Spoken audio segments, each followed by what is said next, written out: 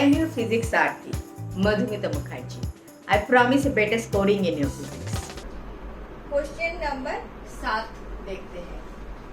अभी ये थोड़ा बेसिक चीज हो गया। अभी मैं सरफेस टेंशन का जो लिक्विड ड्रॉप या लिक्विड बबल के ऊपर क्वेश्चन आता है वो देख लेती हूँ। उसके आगे मैं सरफेस टेंशन जो कैपिलरी का होता है वो देखेंगे, फिर हम सरफेस टेंशन खत्म करके विस्कोसिटी में जाएंगे। ठीक है, तो अभी एक क्वेश्चन देखते हैं, ये लिक्विड ड्रॉप के ऊपर है। ये वाला क्वेश्चन 2017 में आया था। मेरा क्वेश्चन नंबर 7 2017 का क्वेश्चन है ये। देखो क्वेश्चन क्या बोल रहा है। A big water drop is formed by the combination of n small water drops of equal radii. The ratio of surface energy of n drops to the surface energy of big drop. क्या बोल रहा है option? n squared is to 1, B option is n is to 1, C option is root over n is to 1, D option is cube root of n is to 1. Question समझ में आया? क्या बोल रहा है क्वेश्चन? क्वेश्चन बोल रहा है एक big drop is formed by the combination of an small drop. ये वाला ड्रॉप बना हुआ है छोटा छोटा 1 2 3 4 सब सेम साइज का, 1 2 3 4 5 6 ब्ला ब्ला ब्ला ब्ला ब्ला ब्ला ब्ला ब्ला ब्ला ब्ला ब्ला ब्ला सब सेम साइज। हाँ, ड्राइंग पे मत जाओ, सब सेम साइज। और कितना नंबर? n number. ये सब मिला के बना है ये वाला ड्रॉप।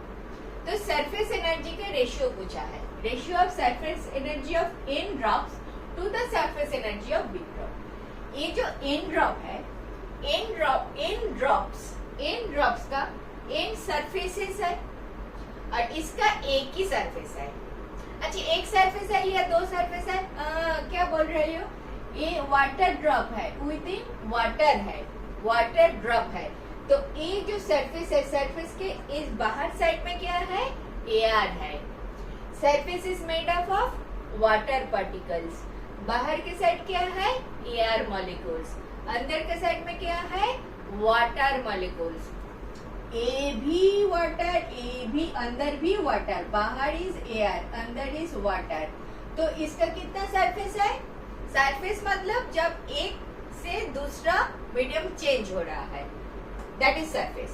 तो एयर और वाटर में कितने वाटर ड्रॉप में कितना सरफेस है?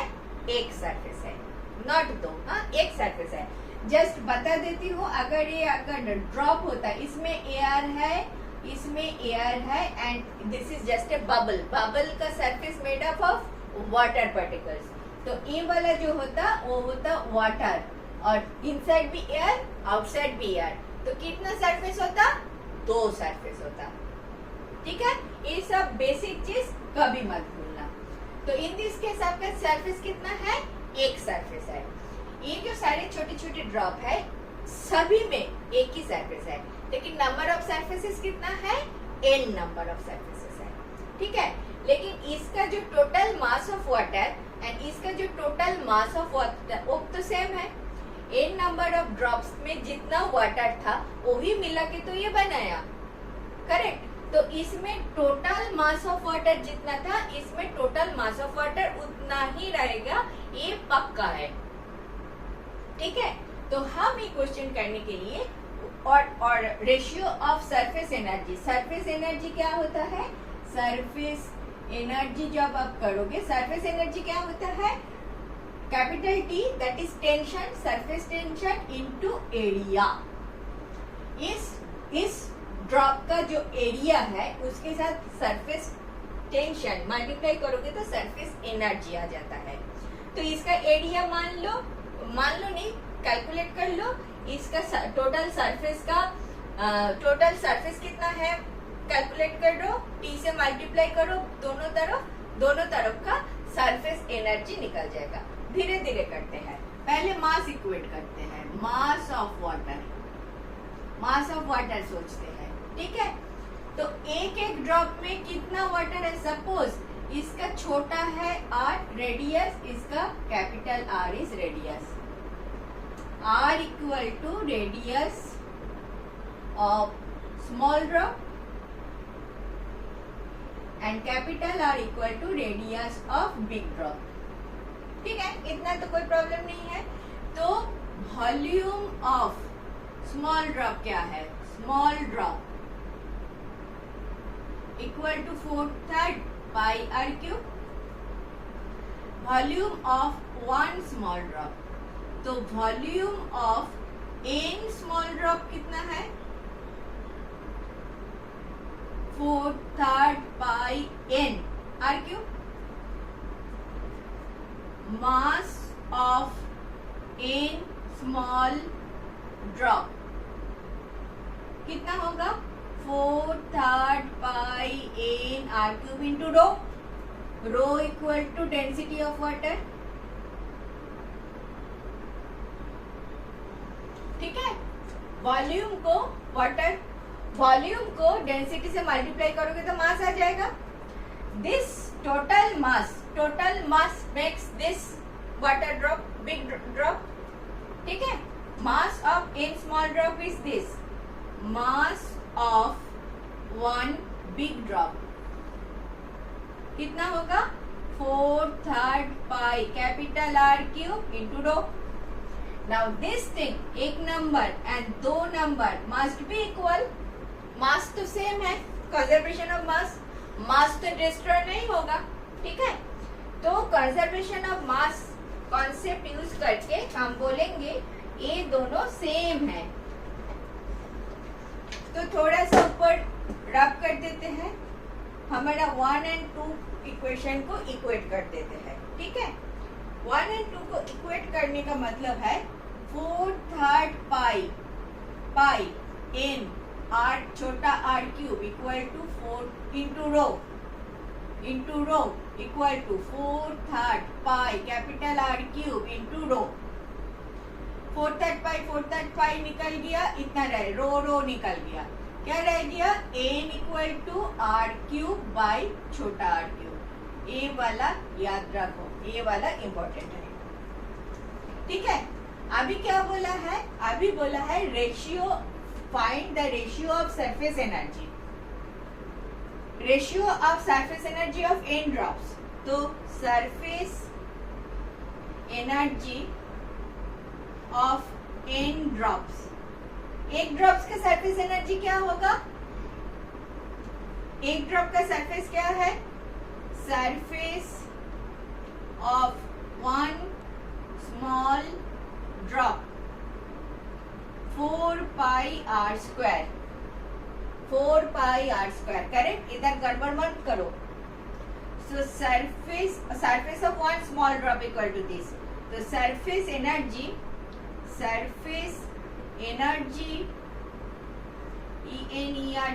Energy of one small drop equal to 4 pi r square into t. t equal to surface tension. Correct. Surface, तो surface energy of n small drop क्या होगा? n small drop DROP, n से multiply करो, n r square t.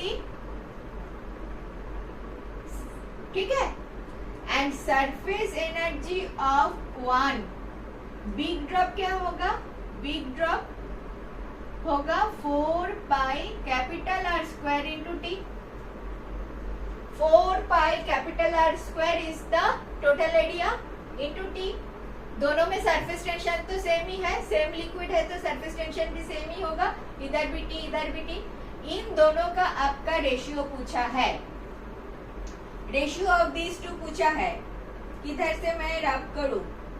So ratio जो पूछा है जो that is 4 pi n r square t divided by 4 pi capital R square t. 4 pi t निकाल दो. n into r square by r square ऐसा आ गया.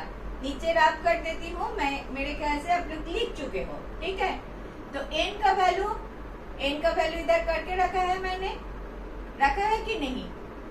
n इक्वल टू दिस, तुम्हारा तो कुछ ऑप्शन है n से, तो n रख लो, R square by R square कर लो, छोटा आर स्क्वायर बाई बड़ा R square.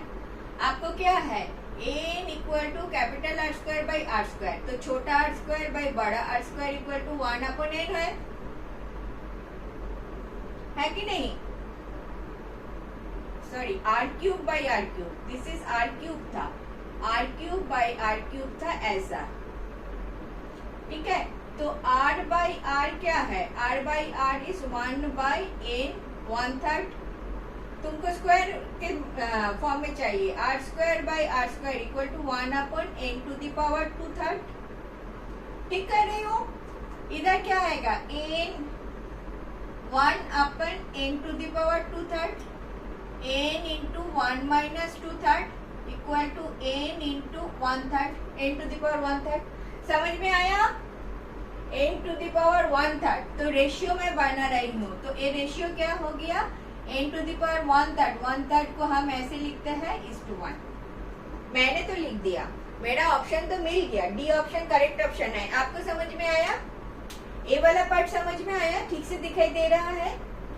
Ratio is n into R square by R square, n equal to R cube by R cube आपने लिख के रखा है, R cube by R cube, तो R cube by R cube equal to 1/n, छोटा उल्टा कर दिया, छोटा आर क्यूब बाई बड़ा R cube, capital R cube 1/n, R by N 1/3 कर दिया, आर स्क्वायर चाहिए तुमको स्क्वायर फॉर्म में 2/3 हो गया।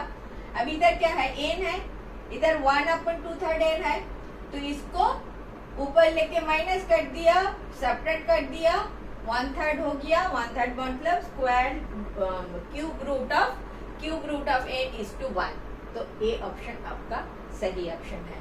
समझ में आया? पक्का कर पाओगे ना?